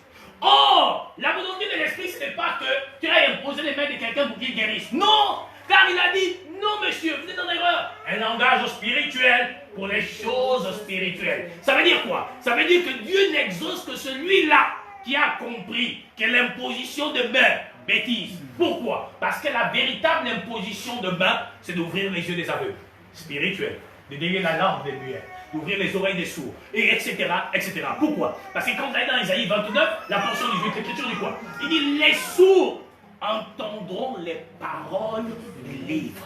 Or, un sourd, pour le soigner, il faut imposer la main. Or, la main, c'est la parole. Pourquoi? Mais parce que rien de ce qui a été fait n'a été fait sans elle. Oui ou non, frère? Quand tu veux construire quelque chose, tu utilises quoi? Tu utilises quoi? La main, non? Mais quand la parole sort, c'est quoi? Et finalement, voici les miracles qui accompagneront ceux qui auront cru. En mon nom, vous poserez les mains aux malades, n'est-ce pas? Or, la parole, c'est quoi? C'est la main. Puisque rien de ce qui a été fait n'a été fait sans la parole. Ça veut dire que donc pour bâtir, il faut la main. Or, il dit que c'est donc en réalité ceux qui sont marqués de la main. Ils sont quoi? Sur la main et sur le front. Or, pourquoi on met front? Parce que c'est la pensée. Main, parce que c'est avec laquelle nous bâtissons. Or, qui de nous tous là sont allés planter dans un champ? Qui est planté dans un champ? L'Écriture dit vous êtes le champ de Dieu, non? Vous êtes la sémence, nous portons la sémence de Dieu, non? Mais là, qui de nous tous là allés planter dans un champ, frère? Personne. Le champ de Dieu est invisible, n'est-ce pas? Donc en réalité, la main, c'est la parole.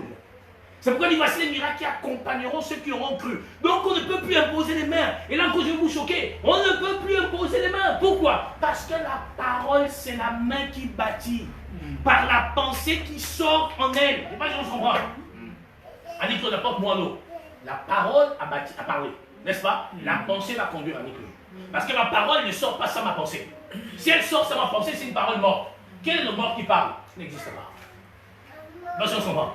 Donc, les miracles qui accompagnent, c'est quand tu sors la parole et le miracle se manifeste. Mais tu me diras donc que tu dois plus imposer les mots malades. Non, sœur. Non, frère. Non, jeunes gens. N'imposez plus. C'est pourquoi Paul a dit à Pierre, à Timothée, n'impose pas les mains avec précipitation, de peur de participer au péché d'autrui. Ça veut dire quoi? Que si donc je dois imposer ma main à quelqu'un, il faut que l'esprit m'a inspiré. Mais s'il ne m'inspire pas, je peux participer au péché que fait la sœur. Imagine que la sœur, c'est une logiste. Je participe à son péché. C'est une féticheuse. Je participe à son péché. Le frère ou la sœur, ou c'est quelqu'un qui sort la nuit, devient une panthère pour aller manger les gens. Je participe à son péché. C'est pourquoi tout doit être fait sous l'inspiration de l'Esprit Saint. Je ne sais pas si on se comprend. Or, le lieu choisi par l'Éternel, c'est le lieu là que nous devons trouver. Où est ce lieu? C'est bon, sœur? Tu comprends? On avance? Non, sœur, c'est pas la bouche, si tu parles avec, tu es muet. Au-dessus de la tête. Tu parles, non? Voilà. Donc, on continue. On était où? Jérémie, première portion 12. Ça dit quoi? Et l'Éternel me dit, tu as bien vu. Tu as bien vu. Car je veille sur ma parole pour l'exécuter. Il veille sur sa parole pour les... Parfait. Reviens dans Deutéronome 16, la portion 2.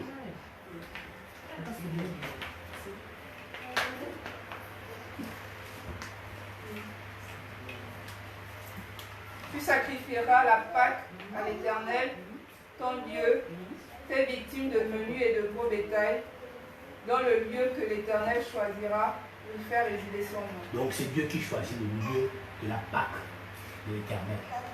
Ce n'est pas nous. Or, les églises du monde ont choisi un lieu. On a rendez-vous où l'église se retrouve de... Bonjour pasteur, oui bonjour prophète, oui. Vous êtes situé où c'est? Non, l'église se trouve avant la passerelle de la ONG, dans le plein ciel.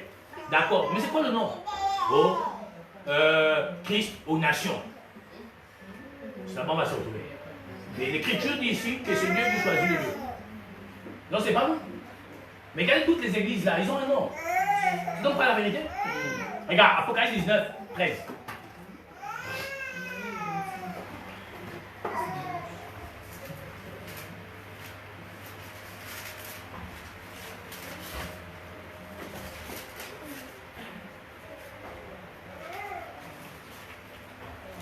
Et il était revêtu d'un vêtement plein de sang. Son nom est la parole de Dieu. Son nom est là. La parole de Dieu. Donc, son esprit réside dans quoi? L'esprit de Dieu réside où? Dans sa parole, n'est-ce pas? Or, la parole est le reflet de sa gloire. L'esprit de Dieu, son esprit est l'empreinte de sa personne. Mais regarde, dans Deutéronome 16, la portion 2, il a dit que dans le lieu qu'il choisira. Donc, il y a un lieu bel et bien que choisit l'Éternel. Exode 12.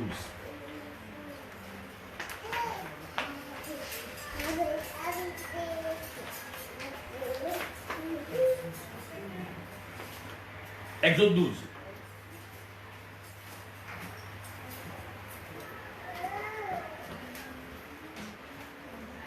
À partir de la portion 10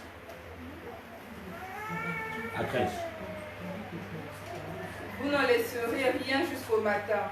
Et s'il en reste quelque chose le matin, vous le brûlerez au feu. Quand vous le mangerez, vous aurez vos reins sains, vos souliers aux pieds et votre bâton à la main. On dit, là, c'est là où Dieu institue la Pâque. Donc la Pâque a été instituée par c'est-à-dire pour un objectif bien précis, dans la volonté de l'Éternel pour aboutir à sa volonté éternelle. Là, il dit à Israël que quand vous allez manger la Pâque, donc l'agneau, quand vous allez manger ça, vous devez déjà porter vos chaussures avant de manger. Vous aurez déjà vos bâtons de pèlerin. Parce que c'est la hâte que vous allez manger ça. Parce que Dieu va faire quoi? Il institue la Pâque parce qu'il veut les sortir de la présence, de la puissance de la ténèbre. Mais pour sortir d'Israël de la puissance de la ténèbre, il faut qu'il fasse quelque chose pour distinguer son peuple du reste du monde. Les passions sont là. Pierre dit, quand l'Éternel reviendra, quiconque ne serait pas semblable à lui sera anéanti. N'est-ce pas? Donc il faut que nous soyons semblables à lui. Or, pour parvenir à sa ressemblance, à l'image éternelle, il faut que nous parvenions donc à devenir conformes à sa nature. Or, la conformité à sa nature, c'est ce qui nous donne à être participants de sa nature divine par la foi que nous portons, qui est donc Dieu ajoute les 7 vertus pour faire de nous un chef-d'œuvre éternel. Mais maintenant, il dit à Israël, oui sœur. Cette nuit-là, cette nuit, je passerai dans le pays d'Égypte. Donc on est toujours dans la nuit. Oui. Et je frapperai tous les premiers-nés du pays d'Égypte. Oui. Depuis les hommes jusqu'aux animaux, et j'exercerai des jugements contre tous les dieux de l'Égypte. Donc il va tuer tout ce qu'il y a en Égypte, jusqu'au premier fils de Pharaon assis sur son trône. Oui. Mais maintenant, si Dieu agit sans avoir établi son peuple dans le lieu choisi, son peuple doit mourir en même temps qu'il tue les Égyptiens. Ben, si on se comprend. On a vu que donc le lieu choisi par Dieu, en réalité, c'est notre cœur. Mais dans notre cœur, il doit avoir un signe qui va déterminer que nous sommes dans la nature de Dieu et nous sommes dans la conformité au lieu choisi. Oh, le mélange là, Seigneur.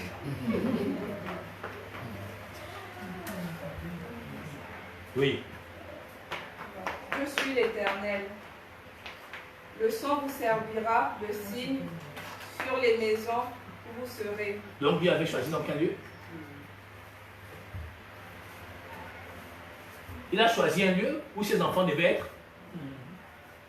Il dit, dans l'ordre, il a dit que vous serez dans les maisons. Mais qu'est-ce qui va vous distinguer de ma colère? C'est que vous devez mettre du sang sur les poteaux. Ça veut dire quoi? Ça veut dire que le lieu choisi par Dieu, c'est le lieu où son sang demeure. Pas sûr, Or, le sang, c'est l'Esprit Saint.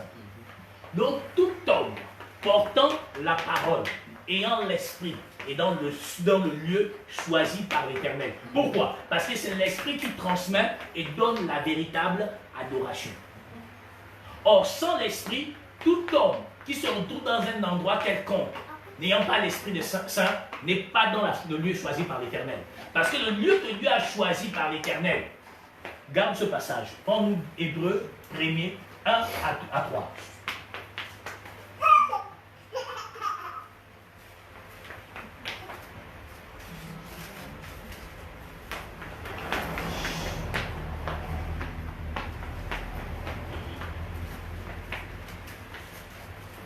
Hébreux.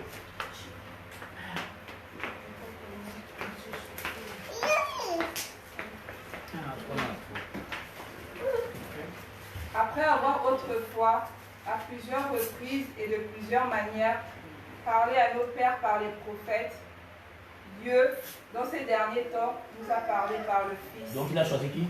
Le Fils. Donc l'adoration parfaite. Le Fils c'est quoi? La parole. Donc le lieu choisi c'est là. La parole. Mais maintenant, au préalable, on a dit qu'ils ont mangé quoi? La parole. Donc l'agneau. Maintenant, l'agneau ne suffisait pas. Il fallait qu'ils aient donc le signe qui permet que quand Dieu passe, il se voit en eux. Or, comment s'est-il vu en eux? Il leur a dit dans Exode là-bas que vous mettez le sang sur les poteaux de linteau. Pour que quand je vais passer, ça me servira de signe. Et vous ne serez pas tués. Or, le lieu choisi, c'est la parole. Où Dieu fait résider son nom. Or, le nom de Dieu ne réside que dans sa parole.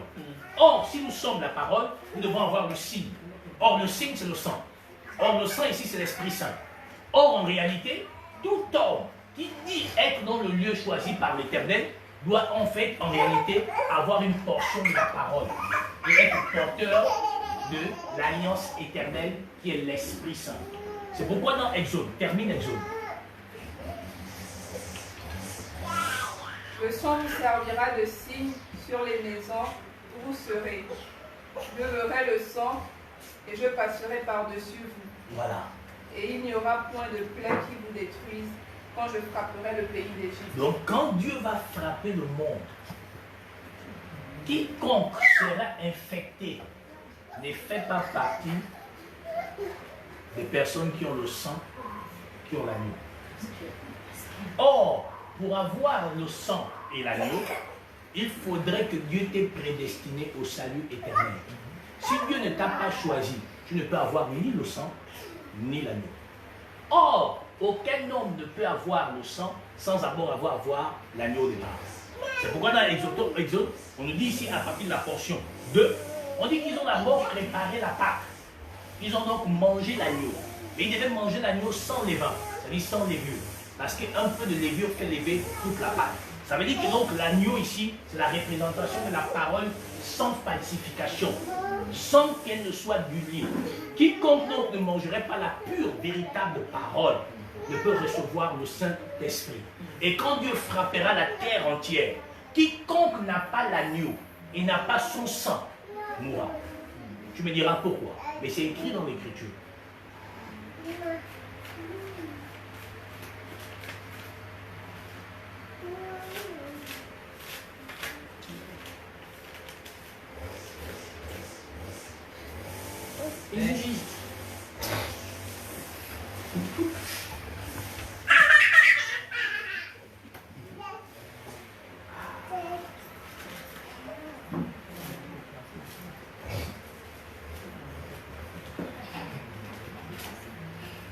Continue ça. Tu vas prendre maintenant 1 Pierre 2.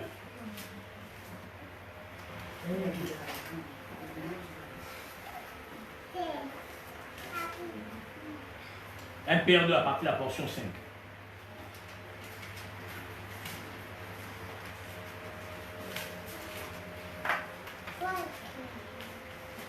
Et vous-même, comme des pierres vivantes, édifiez-vous pour former une maison spirituelle, un saint sacerdoce, afin d'offrir des victimes spirituelles agréables à Dieu par Jésus-Christ. Et vous-même, reprends. Et vous-même, comme des pierres vivantes, édifiez-vous pour former une maison spirituelle, un saint sacerdoce, afin d'offrir des victimes spirituelles agréables à Dieu par Jésus-Christ. Mais alors, regarde, il dit pour former une maison quoi? Spirituelle. Or, l'habitation de Dieu est où? Dans nos cœurs. Et si donc Dieu habite dans nos cœurs, que devons-nous l'offrir en réalité? Tout ce qui est spirituel. Or, quel est l'élément spirituel en chacun d'entre nous? C'est notre âme. Ça veut dire que donc Dieu ne cherche ni l'argent de qui que ce soit, ni les biens des personnes. Il cherche simplement les âmes que nous prenons dans chacun et que nous offrons à l'Éternel. Or, le problème, c'est que les hommes n'ayant pas donc compris le lieu, ou ne connaissent pas le lieu choisi par Dieu pour faire résider son nom. Or, le lieu choisi par Dieu, c'est la parole. Et on emprunte de sa personne qui est l'Esprit Saint. Et dans ce lieu-là, tout ce que l'on offre là-bas ne peut pas faire l'objet du matériel, ne peut pas faire l'objet du charnel. Pourquoi? Parce que c'est un langage spirituel pour les choses spirituelles. C'est un langage spirituel pour les actes spirituels. Or, il dit ici dans 1 Pierre 2, il dit, et vous-même comme des pierres vivantes, édifiez-vous pour former une maison spirituelle, en fait d'offrir à Dieu des victimes spirituelles. Ça veut dire que ce que l'on doit offrir à Dieu ne peut pas être matériel. C'est donc spirituel. Or, aujourd'hui, dans les assemblées païennes du monde, tout ce qu'on offre, c'est matériel. Ça veut dire que c'est donc pas le lieu où réside l'Éternel. Or, Dieu réside où? Dans sa parole. Tendue par qui? Par l'Esprit Saint. Or, cette parole se trouve où? Dans chacun de nos cœurs. Du moins, si nous l'avons reçue entièrement et parfaitement. Or, là-bas, tout à l'heure, on a dit que donc, en réalité, quand il passera et tuera dans la maison de l'Égypte, dans toute l'Égypte, mais le sang serait le symbole ou le signe qui nous préservera de la colère de Dieu. N'est-ce pas? Oui. Mais maintenant, regardez ce qui va se produire. Peut-être que je vais choquer parmi vous, mais je ne vais pas vous choquer. Si vous avez compris, vous allez comprendre. Prends Jérémie 25. La portion 31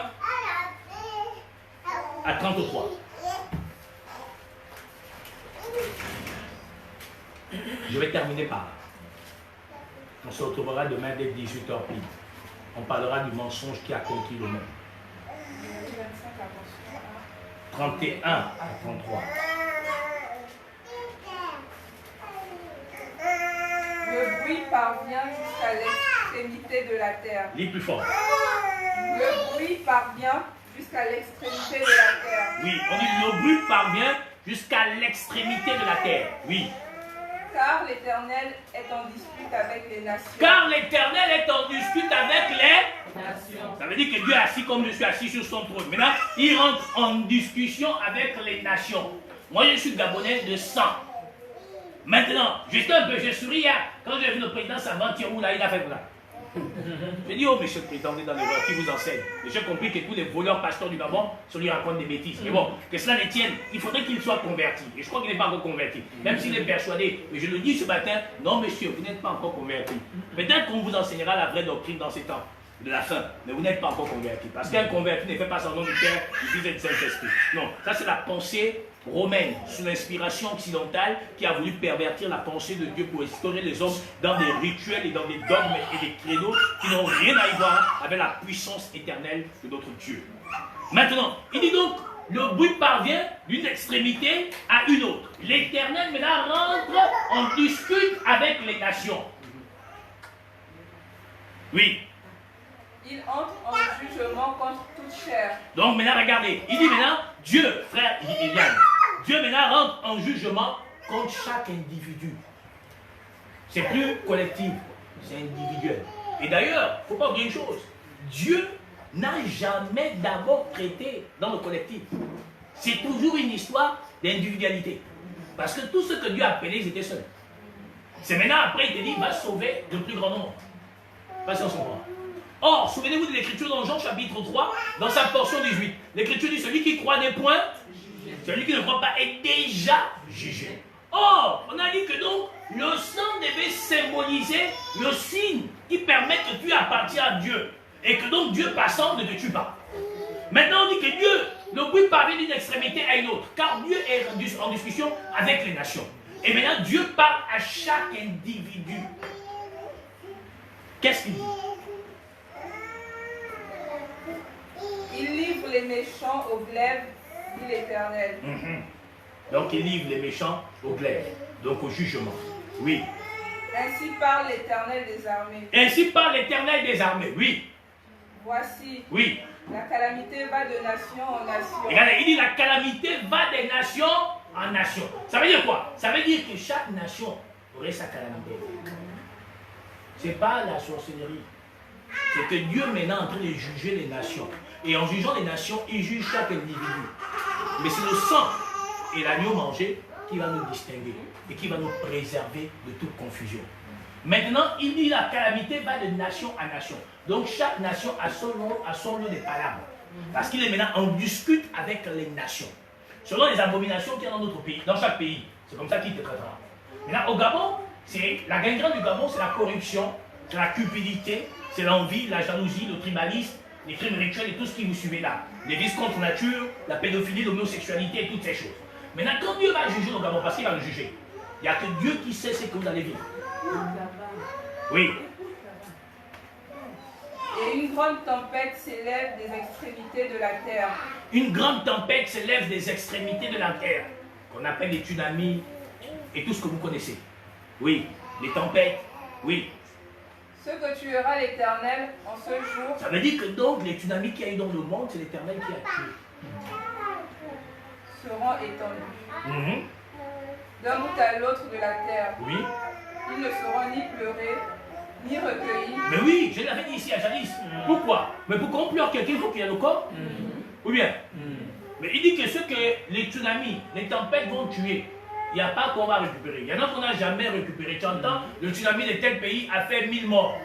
On n'a retrouvé personne. Donc il dit ni recueilli, donc on n'aura pas récupéré, ni enterré, personne ne les a enterrés, ni pleuré, parce que tu as tout l'espoir que peut-être qu'il se retrouve dans d'autres océans, peut-être qu'il se retrouve dans d'autres nations. On dit c'est donc Dieu qui a l'origine des calamités qu'il y a dans le monde. Oui, sœur. Nous on blague, mais la prophétie ne fait que s'accomplir. C'est parce que le Gabon n'a encore rien connu qu'on joue. Le jour qu'on va dire les calamités que le monde vit, selon que Dieu l'a dit, chaque Gabonais va se discipliner dans le pays, la politesse, dans le respect. Parce que la mort n'a pas encore imprégné la vie de l'homme. Parce que si chaque individu savait qu'il devait mourir, il n'y a personne qui est méchant. Mais comme ce n'est pas encore imprégné en eux, parce qu'on vit la mort dans 2 semaines. Quelqu'un est mort, c'est 2 semaines en tout. Après les 2 semaines, on est 3 jours tristes. Après les 3 jours là, on reprend notre vie. Mais quand il serait imprégné, que l'on craindra réellement de mourir, il n'y a personne au Gabon qui fera du mal à quelqu'un. Et donc ceux que tuera l'Éternel par les tsunamis, par les calamités que vous voyez aujourd'hui, ne seront ni pleurés, ni recueillis, ni enterrés. Les autres pays ont déjà vécu ça. La suite. Ils seront comme du fumier sur la terre. Mais bien sûr. Gémissez, pasteur. Leur jour arrive. Et criez. Car leur jour arrive. Roulez-vous dans la cendre, conducteurs de troupeaux. Car les jours sont venus où vous allez être égorgés. Je vous briserai et vous tomberez comme un vase de pluie. Voilà. Parce que Dieu aussi va rentrer en jugement contre les faux pasteurs. Donc oui. Et ceux qui vont vivre, c'est vrai compliqué. Alors je vous pose la question. Sommes-nous dans ces temps? Oui. Vivons-nous cela? Oui. Alors mes frères et sœurs, sommes-nous dans le lieu que Dieu a choisi? Si oui, c'est que nos cœurs reflètent son sang et son esprit en nous. Son esprit et sa parole en nous. Que Dieu vous bénisse dans le nom de Jésus-Christ. Amen.